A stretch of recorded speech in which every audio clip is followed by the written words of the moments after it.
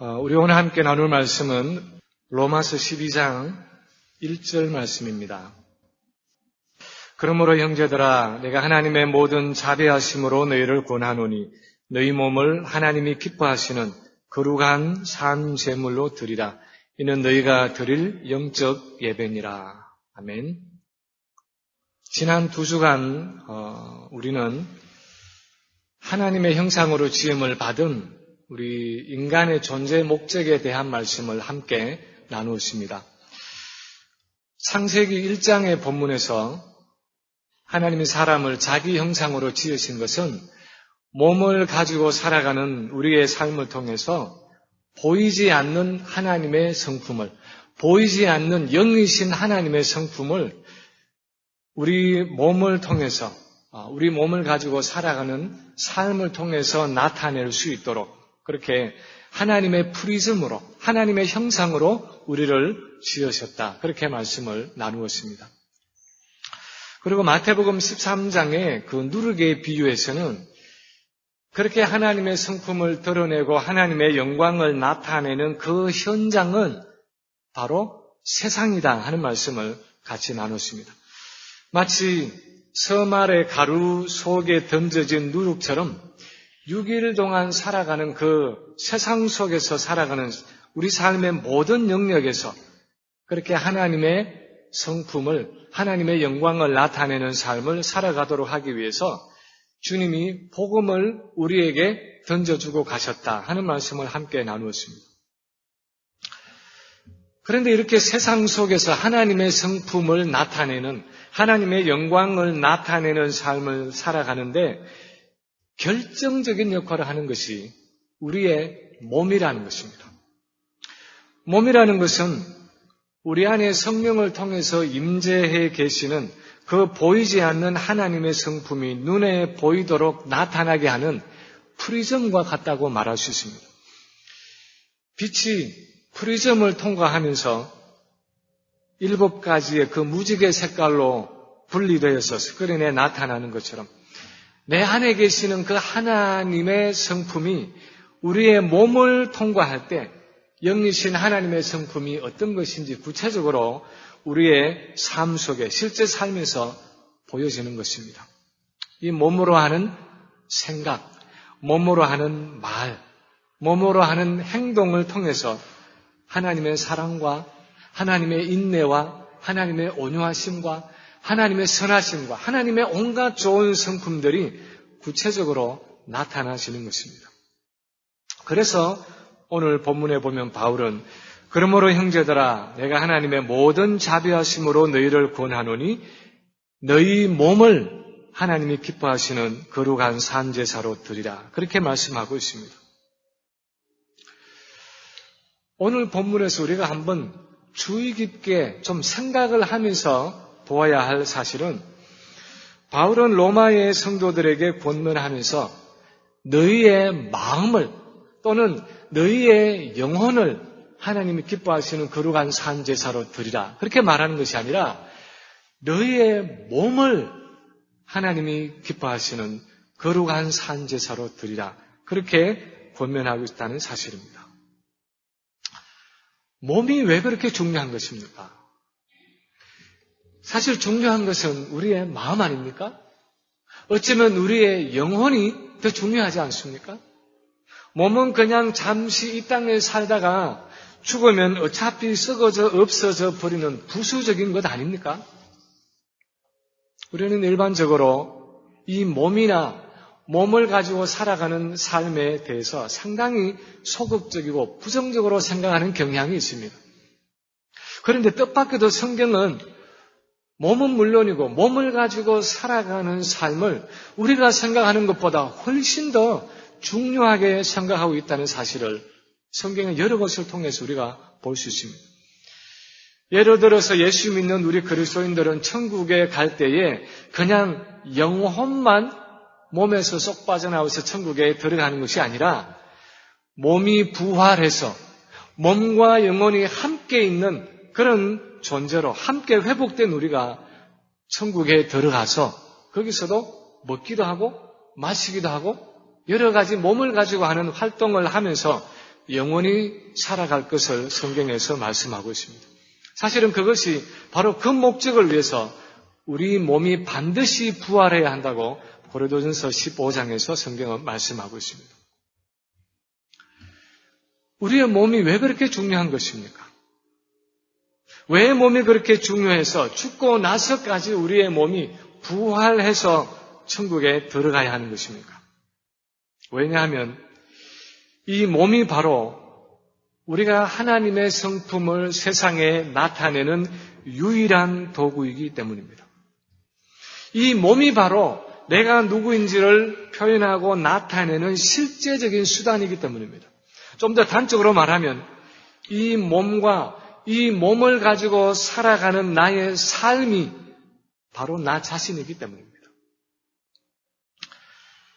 언젠가 바람을 피우다가 그 부인에게 걸린 어떤 남편이 한 어처구니 없는 한 말을 제가 한번 여러분께 말씀드린 적이 있습니다. 어떤 남편이 바람을 피우다가 그 아내에게 들미로 잡혔습니다. 발각이 됐습니다. 이제는 부인할 수도 없는 그런 상황이 되었는데 그 남편이 아내에게 하는 이야기가 이렇습니다. 여보, 내가 당신을 사랑하기는 하는데 저 여자는 버릴 수가 없어. 내가 당신을 마음으로 진심으로 사랑하기는 하는데 저 여자는 내가 버릴 수가 없어. 그렇게 말했습니다. 다시 말하면 그 이야기는 여보, 마음으로는 내가 당신을 사랑하는데 몸으로는 저 여자를 사랑하고 있어. 또 바꾸어 말하면 여보, 몸은 내가 그 여자를 사랑하지만 그러나 마음으로는 당신을 사랑해. 그렇게 말하는 것과 똑같은 것입니다. 여러분이 만약 그 배우자라면 어떻게 답하겠습니까? 여러분이 만약 옆에서 그 광경을 지켜보고 있다면 어떤 충고를 하겠습니까? 몸으로 표현되지 않는 그의 사랑을 정말 진심이라고 그렇게 받아들일 수 있겠습니까? 몸은 딴 사람에게 주어도 괜찮으니까 마음만은 내게 있으라고 그렇게 권면하겠습니까? 몸과 마음이 그렇게 분리되는 것을 여러분이 허락할 수 있겠습니까? 그런데 문제는 우리가 그렇게 신앙생활을 할 때가 있다는 것입니다. 우리 마음속에 나도 모르게 그런 논리를 가지고 신앙생활을 하려고 할 때가 있다는 것입니다. 우리는 그렇게 말하고 싶어 합니다. 하나님, 마음으로는 하나님을 믿고 사랑하는데요. 이 몸이 잘 안 따라가네요. 몸은 그냥 세상에서 지낼게요. 몸은 그냥 세상 방식대로 육신의 정욕과 안목의 정욕과 이생의 자랑을 따라서 그렇게 살아갈게요. 그렇지만 마음으로는 하나님을 사랑하고 하나님을 찬양하고 하나님을 예배합니다. 그런 예배를 우리가 하나님께 드리고 있다면 그 예배를 하나님이 정말 받으실까요? 그런 찬양을 하나님이 받으실까요? 이런 사람에게 예수님이 뭐라고 말씀하시겠습니까? 요한복음 14장 21절에 보면은 예수님이 제자들에게 말씀하시기를 나의 계명을 지키는 자라야 나를 사랑하는 자니 그렇게 말씀하셨고 23절에서는 사람이 나를 사랑하면 내 말을 지키리니 그렇게 말씀하셨습니다. 예수님의 대답은 너희가 정말 나를 사랑한다면 너희 마음이 정말 나를 사랑하고 내게 헌신한다면 너희 영혼이 내게 집중되어 있고 내게 헌신한다면 그것은 반드시 너희의 몸을 통해서 나타나질 것이다. 너희 생각과 너희 말과 너희 행동을 가지고 너희 몸을 가지고 내 말에 지키고 순종할 것이다. 그렇게 말씀하시는 것입니다. 마음으로 사랑한다면 그 어떤 것보다도 몸을 가지고 사는 매일의 삶 속에서 하나님의 말씀에, 그 예수님의 말씀에 순종하라는 것입니다. 몸을 통해서 주님을 향한 우리의 그 사랑과 헌신의 마음을 구체적으로 표현하라는 것입니다. 그런 맥락 속에서 오늘 본문은 너희 몸을 하나님이 기뻐하시는 거룩한 산 제사로 드리라. 거룩한 산 제물로 드리라. 그렇게 명령하고 있습니다. 두 번째로 또한 우리가 주목해야 할 사실은 우리 몸을 하나님께 산 제사로 드리라고 명하고 있다는 사실입니다. 우리 몸을 하나님이 기뻐하시고 받으시는 그런 거룩한 산 제물로 드리라 말씀하고 있다는 사실입니다. 사실 몸을 제물로 드린다는 이 개념은 그 당시의 사람들에게 그렇게 생소한 표현이 아니었습니다. 유대인들은 우리가 잘 아는 것처럼 양이나 소를 잡아서 하나님 앞에 제물로 드렸습니다.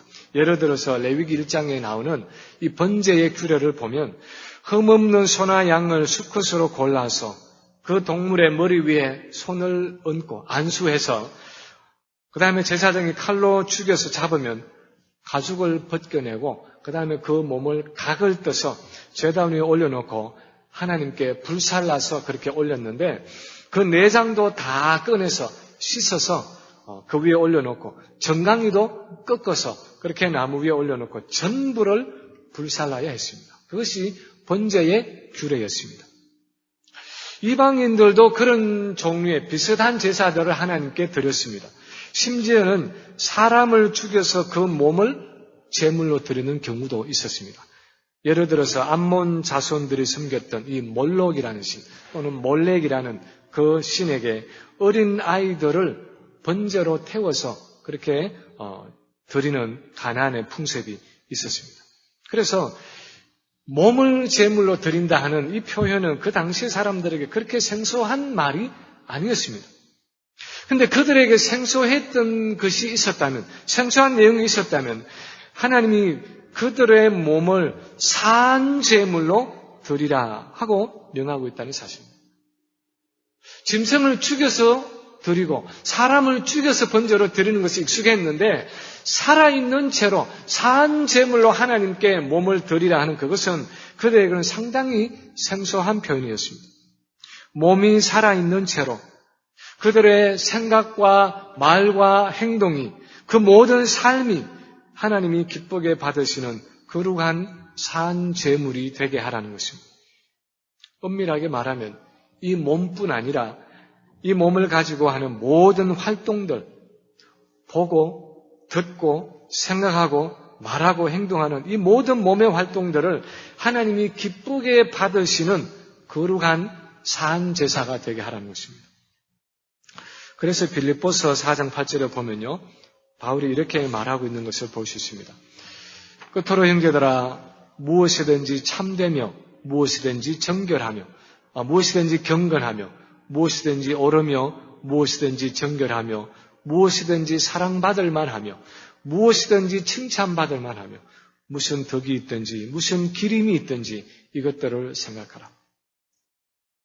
우리는 이런 구절을 읽으면서 아니 어떻게 우리가 무슨 일이든지 참되고 경건하고 옳고 정결하고 사랑받을 만하고 칭찬받을 만한 그런 생각과 말을 할 수 있는 것인가? 이거 좀 너무 지나친 것 아닌가? 그렇게 생각하는지 모르지만 바울은 그것이 바로 우리 그리스도인의 삶의 성격이라고 말하고 있습니다. 왜냐하면 이 몸을 가지고 살아가는 우리의 삶은 하나님 앞에 드려지는, 하나님 앞에 드려져야 하는 거룩한 산 제물이기 때문입니다. 우리의 삶 전체가 아침에 눈을 뜨고 일어나서 샤워를 하고 아침 밥을 먹고 이제 차를 운전해서 일터로 가고 그 일터에서 12시간, 14시간 그렇게 옥에 갇힌 것처럼 무슨 그렇게 일하고 또 운전을 해서 집에 돌아와서 저녁을 먹고 가족들과 시간을 보내고 잠자리에 들기까지 내가 하는 모든 생각과 말과 행동이 하나님 앞에 드려지는 제물이라는 것입니다. 산 제물이라는 것입니다. 우리의 삶 전체가 바로 하나님 앞에 우리의 몸을 드리는 제사라는 것입니다.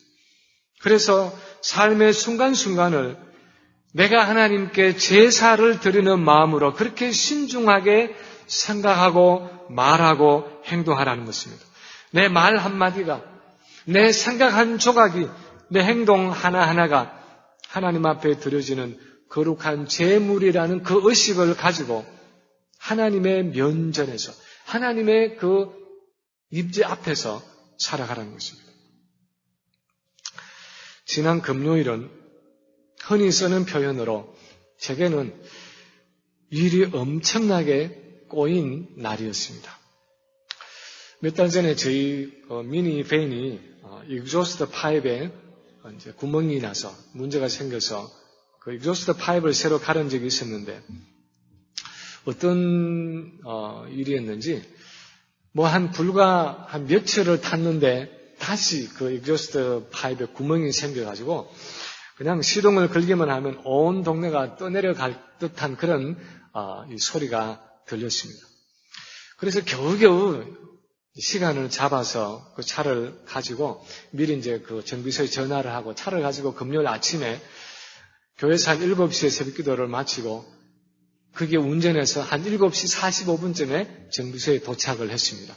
8시에 문을 여는 걸 알기 때문에 8시에 도착하면 그래도 한 1시간이면 고치고 올 것이다. 그냥 그렇게 생각을 하고 갔는데 어쩌다 보니까 그 작업도 이쪽 자르고 저쪽 잘라서 서로 연결해야 되는 작업이 상당히 복잡한 작업인데 또 뭘 하나 고쳐야 하는 상황이 되었습니다. 그래서 아차 하는 순간에 그렇게 고쳐야 하면 고치죠.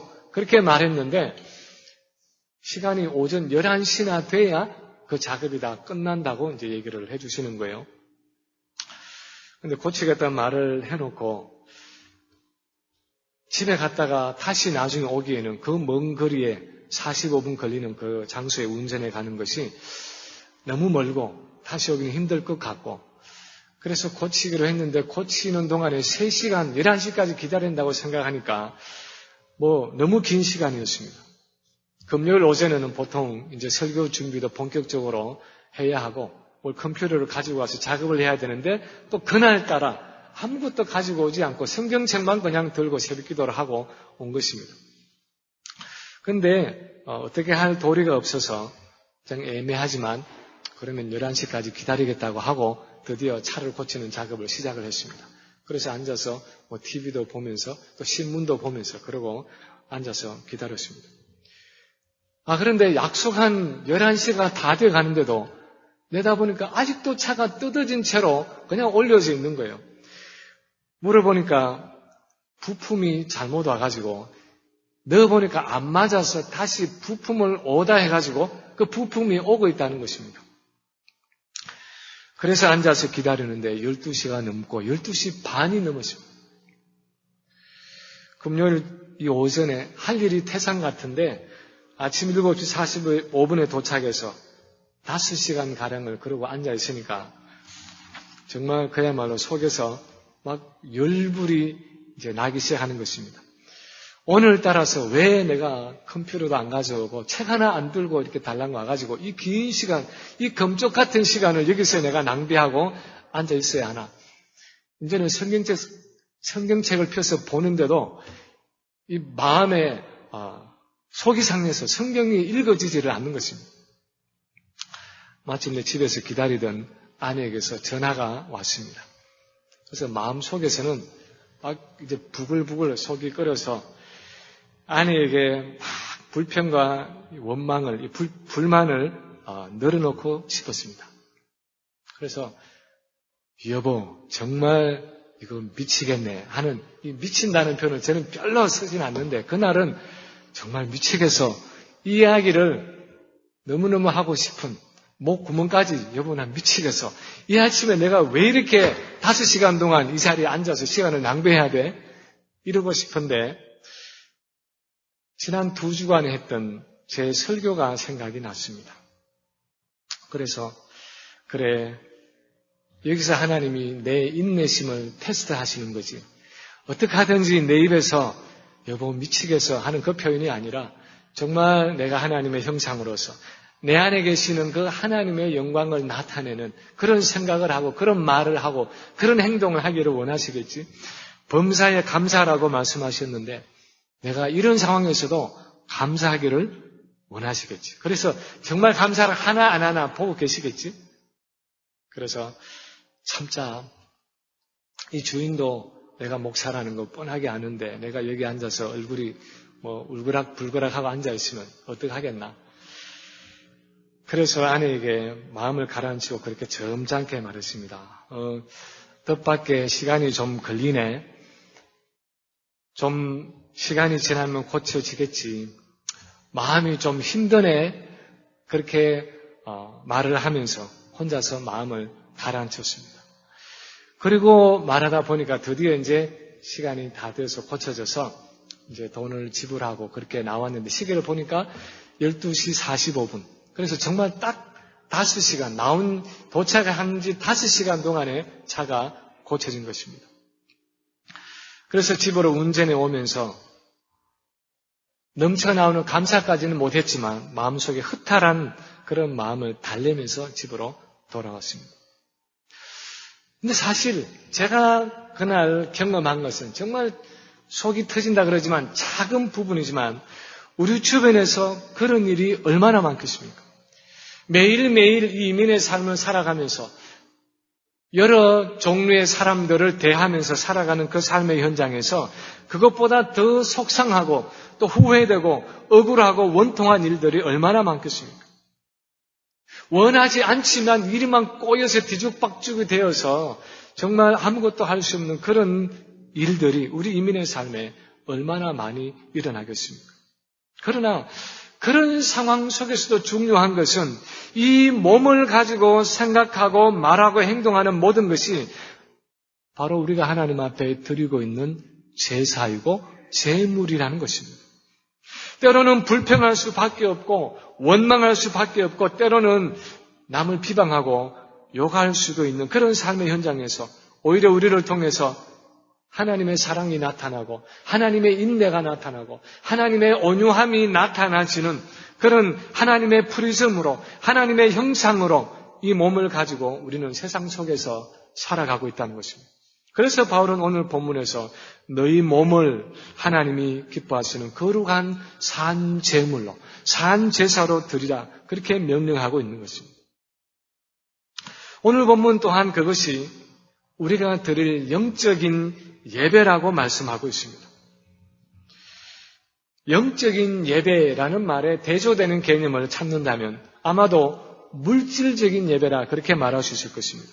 어떤 지정된 장소에서 어떤 지정된 제물로 드리는 예배는 물질적인 예배입니다. 예를 들어서 구약의 예배가 그런 예배였습니다. 그들은 예루살렘이라는 그 지정된 특정한 장소에서 하나님이 말씀해 주신 특정한 동물을 잡아서 양이나 소나 비둘기 같은 지정된 동물을 잡아서 제사를 드렸습니다. 그것이 구약시대의 사람들이 드려야 했던 예배였습니다.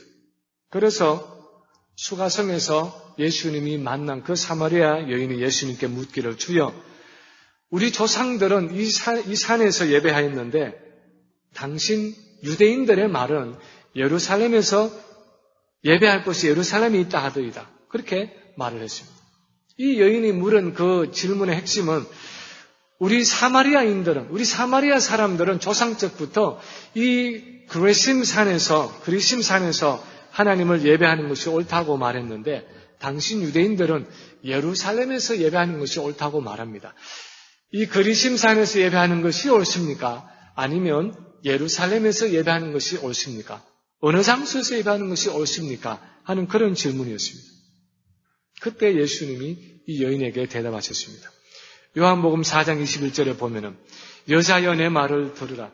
이 산에서도 말고 예루살렘에서도 말고 너희가 아버지께 예배할 때가 이르리라.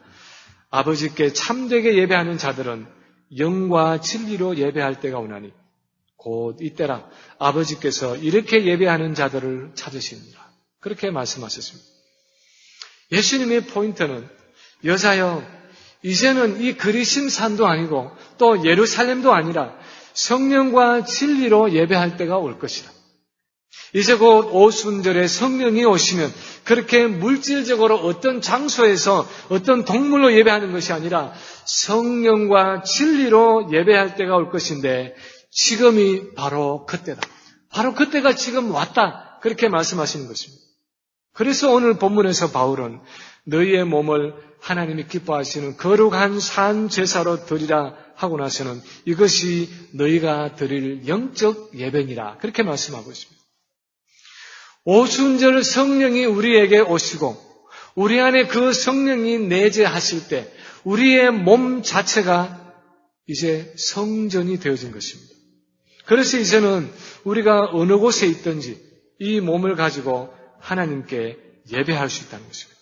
어느 곳에 있든지 이 몸을 가지고 살아가는 이 삶이 하나님께 드려지는 거룩한 산 제사일 뿐 아니라 바로 우리가 하나님께 드리는 예배의 행위라는 것입니다.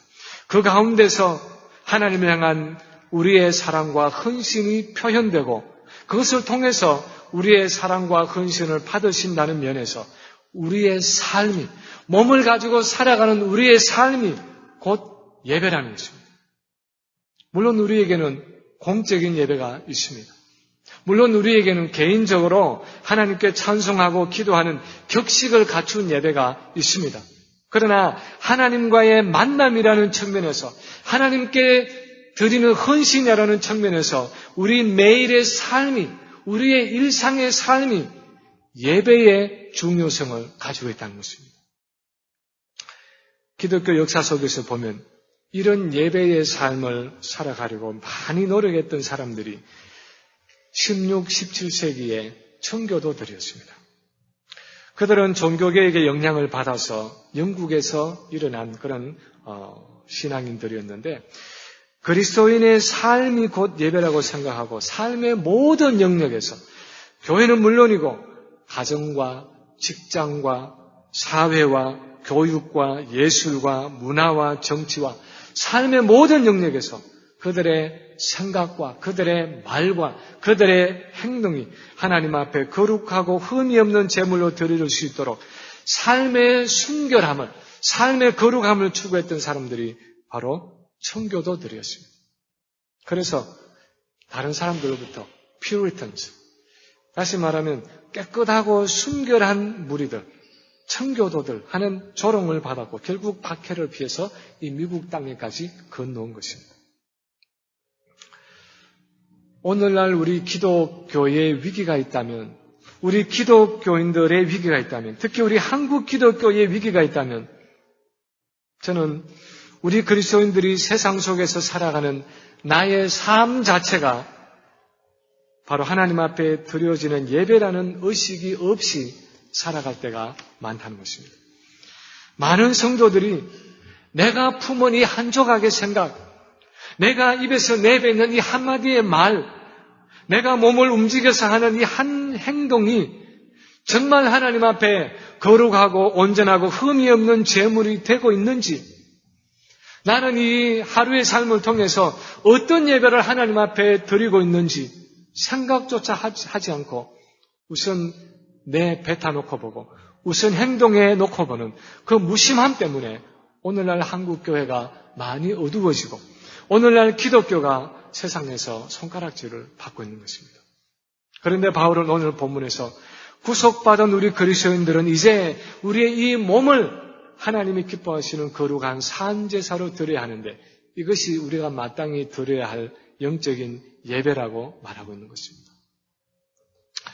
제가 아는 어떤 권사님이 다운타운에서 신발 가게를 하시는데 어느 날 오전에 어떤 일로 그 가게를 방문했더니 아침에 조금 전에 물건이 와서 몇 박스 그렇게 이 가게 문 앞에 가게 아닌데 문 앞에 이제 쌓여 있었는데 이 권사님이 혼자서 너무 바쁘게 일을 하는 동안에 누가 신발을 찾아달라 그래서 안에 들어가서 신발의 이제 이 크기를 찾아서 사이즈를 찾아서 신발을 골라내오고 있는 동안에 누가 그 앞에 있는 큰 박스 하나를 그냥 들고 나가버렸다는 것입니다. 누가 박스 하나를 그냥 훔쳐가 버린 것입니다. 각자만 훔쳐가고 나서 얼마 안 됐는데 이제 저희 부부가 간 것입니다. 근데 참 특이한 것은 그런데도 여전히 이 권사님은 하나도 속상해하는 표정이 없이 늘 하던 것처럼 싱글벙글 웃으면서 그 가게로 오가면서 손님을 받으면서 신발을 골라주고 있는 것입니다. 그래서 제가 오히려 옆에서 보는 제가 오히려 걱정이 돼서 그 권사님에게 물었습니다. 권사님 괜찮으세요? 그 물건을 한 박스나 잃어버렸는데 괜찮으세요? 그렇게 물었는데 그분의 논리는 아주 단순했습니다. 누군가가 필요해서 가져갔겠지요. 하나님이 또 채워주시겠지요. 그러면서 여전히 싱글벙글하면서 자기 일을 하는 것입니다. 모든 환경 가운데서, 모든 상황 가운데서 하나님의 주권을 철저하게 인정하고 어떤 일에도 감사한다는 것입니다.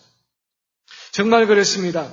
감사할 수 없는 그 환경 속에서도 진심으로 감사하는 그것이 바로 그분이 그곳에서 드리고 있는 예배였고, 그 어떤 예배보다도 감동적인 예배였습니다. 목사인 제게도 은혜와 감동을 줄 뿐 아니라 옆에서 보고 있는 고객들이 오히려 그분이 믿고 있는 하나님을 알고 싶어하는, 그분을 통해서 살아계신 하나님을 만나고 있는 그런 예배의 현장이었습니다. 주일 이제 이 교회 문 밖으로 나가서 6일 동안 세상의 삶에서 우리는 어떤 예배를 드리고 있습니까? 우리 가정에서 남편으로서, 아내로서, 부모로서, 비즈니스맨으로서 우리는 하나님 앞에 어떤 예배를 드리고 있는 것입니까? 히브리서 10장에 보면은 예수님이 세상에 임하시면서 이렇게 말씀하셨다고 기록되어 있습니다.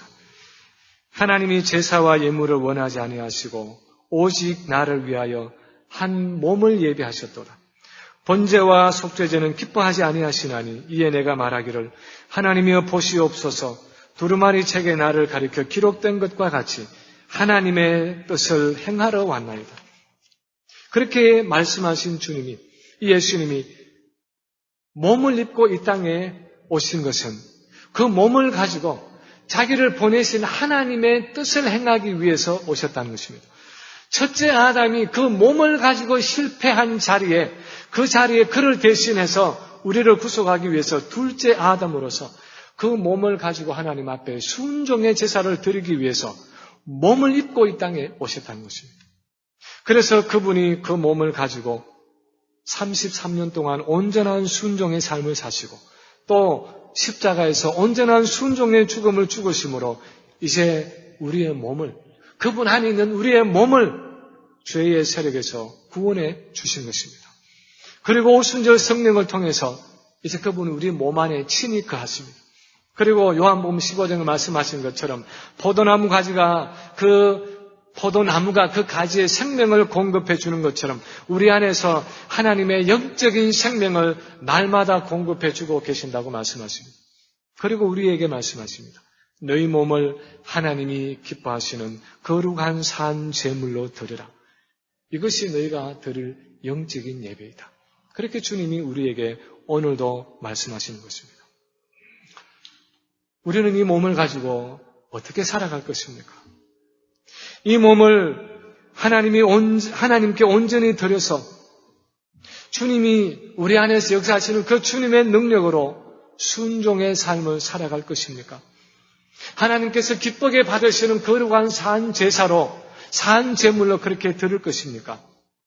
아니면은 마음은 드리겠지만 이 몸은 드리지 못하겠다고 말하면서 여전히 내 뜻대로 나의 길을 걸어가는 그런 모습으로 살아갈 것입니까?